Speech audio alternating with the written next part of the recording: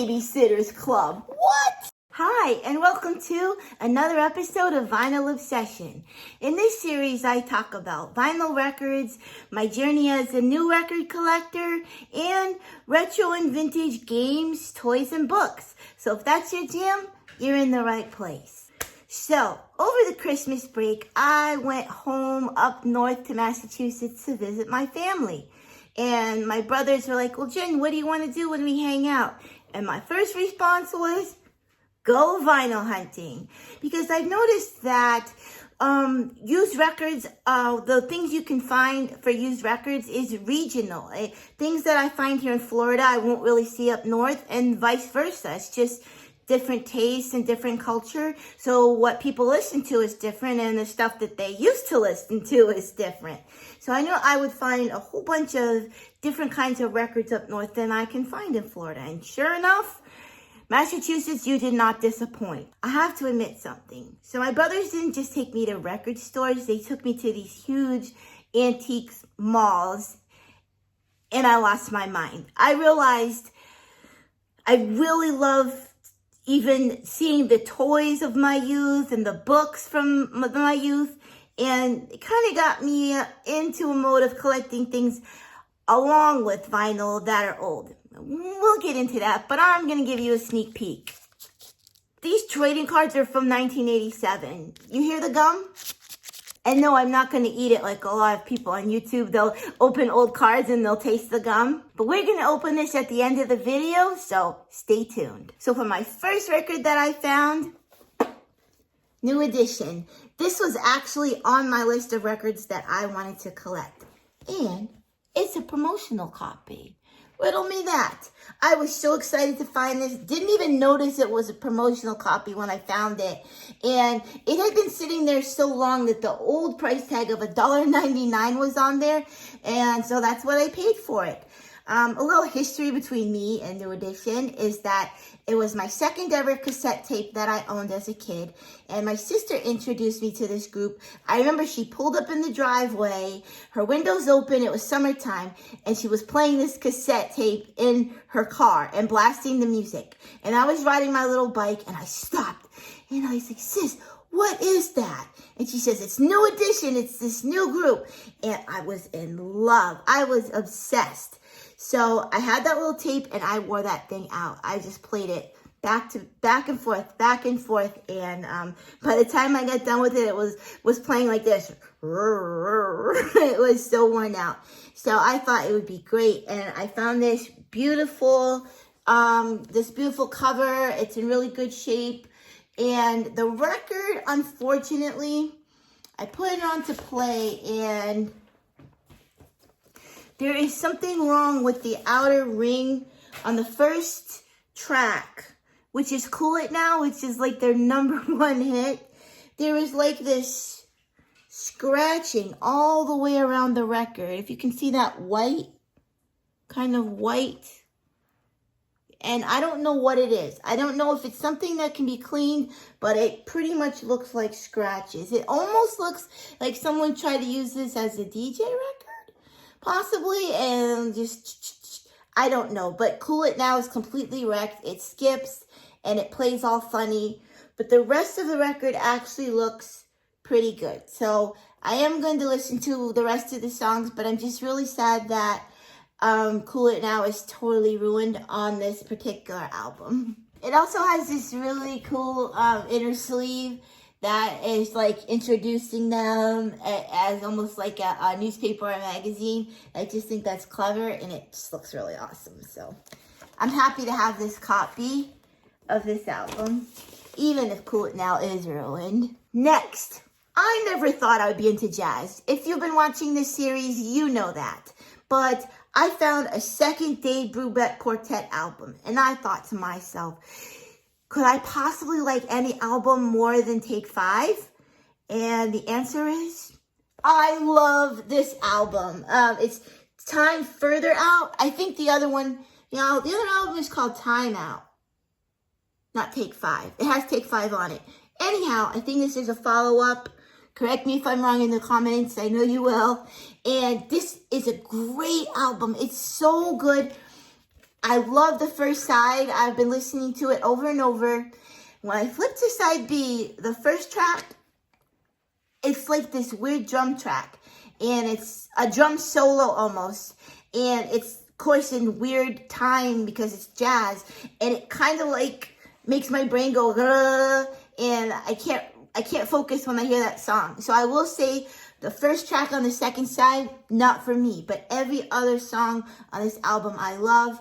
I will put up with song 1 on side B just to listen to the rest of the album. It's great. Highly recommend it if you like jazz or if you just want to get into jazz. Dave Brubeck Quartet is excellent. This next find was actually from a local antique store right in this little town where I live in Florida. And I think probably most anyone's never seen this album. I had it as a kid. And I don't know if it was made, I believe it was actually a record as part of like my denomination of church that I grew up in. I don't think it was a wider album, but it's this. Sing and Celebrate for Kids, a double sing-along album for all God's children. When I saw this cover, I completely forgot about this.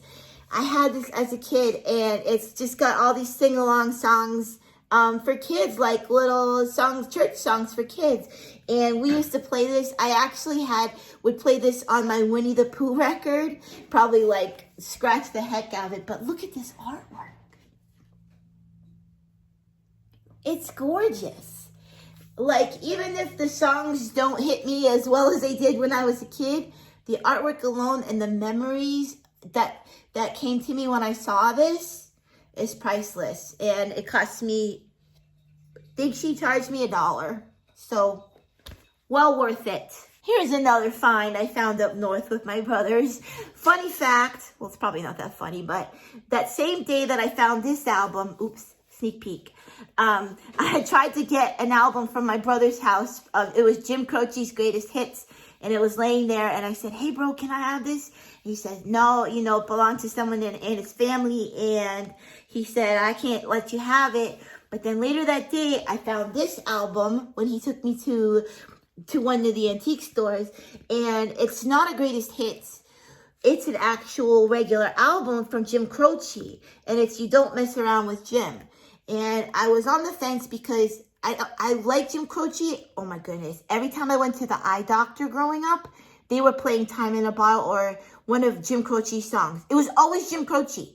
But it must have been Jim Croce fans or something, because this is all they played in the doctor's office. So I knew these songs well. But, I knew his hits because that's what they would play. So I was worried about getting just a regular album. But oh my goodness, this is the best. Every single song on this album is a hit. I love this album. It starts out really with a bang with the song You Don't Mess Around with Jim, and it just goes from there. It's amazing. Highly recommend it if you like Jim Croce or you like music from that era. This is an excellent album. Okay, I need to give a shout out. This is a shout out to a very, very special person in my life, and that is my Auntie Norma. Hi, Auntie Norma, if you're watching this, I just want to thank you for giving me 2 incredible albums out of your collection and parting with them and trusting me with them. My auntie, when I was home, I went to see her, and she let me look through her record collection. And she told me, I'll let you know if you can have it or not. You pick it out, and I'll let you know.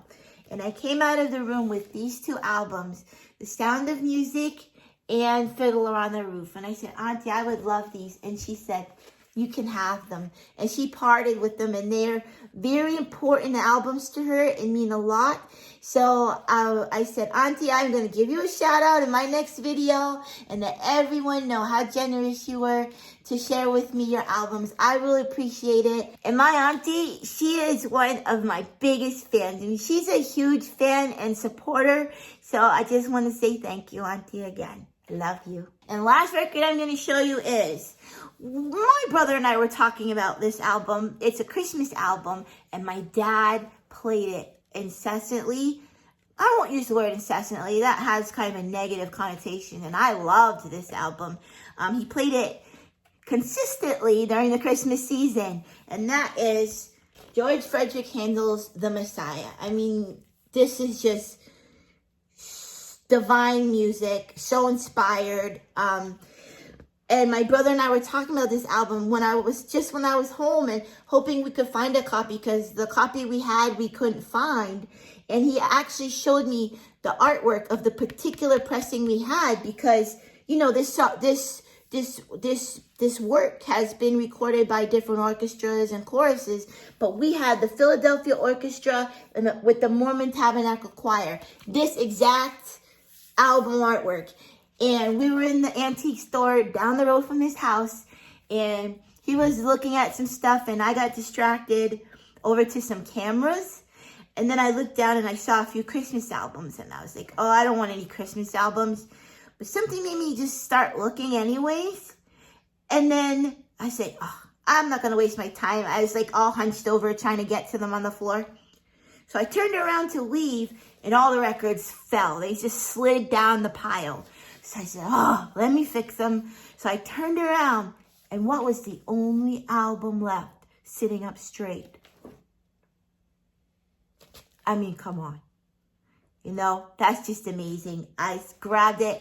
I found my brother. I was like, dude, you're not going to believe what I just found. His face. I should have recorded me showing him that I found this. He couldn't believe it. I wish I could find. Now I'm on the hunt for a second copy to give to him. Because he really wants a copy too. So I'm on the hunt for another copy of The Messiah. I must say this is a bit of a conundrum, because on the outside it says Columbia Masterworks, but on the record it says CBS Masterworks. I looked it up on Discogs, and there did seem to be this version where the record says CBS Masterworks and the album cover it says Columbia Masterworks. I think CBS is Columbia, but I'm just a little confused, because most of the ones that say Columbia Masterworks has like either the 6i or the 2i on it, but this says CBS Masterworks. I was a little disappointed because I wanted it to be like a 6i or a 2i, but so I'm not sure if they used this cover with different record. I'm just not sure. But according to Discogs, they are out there like this. So I don't think it is the wrong record in this cover. I just think I'm not sure what's going on with that. I'm going to have to do more research. If you know anything about that, please let me know in the comments. Okay, who grew up in the 80s and 90s? If you just raised your hand, let's get to it. Does anyone remember the Math Marvel? I don't know if I was the only kid that had this, but I found this in the antique store, and my brother said, oh my gosh, Jen, you had that. And I remember not being able to figure out how it worked or what it did, but I used to make music with the buttons, and it went something like this. It would be, oh, work, please work. Okay, it would be,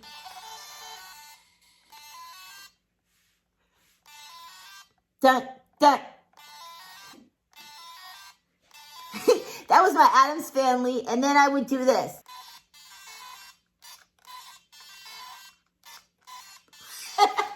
I'm sorry. It just brought me back. That's literally a song I used to play with this. I don't really know how to use it. I'm going to have to watch a YouTube video on how it works again. I know it quizzes you on math problems, and I did know how to do some of the quizzes, but mostly I just made little songs up with it. Sorry, Mom, but I wasn't completely learning, but I was learning music.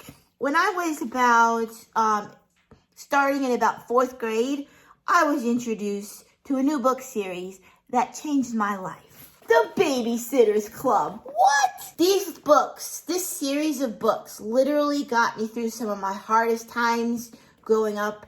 When I was going through my hardest times with my mind, the onset of my obsessive compulsive disorder, and just a lot of problems in school and just in my mind, these books would take me away. And I would read them like I was drinking water. I remember I would always beg my mom to take me to the bookstore to get the new ones that had come out. And she always did. She let me get like 2 or 3 at a time.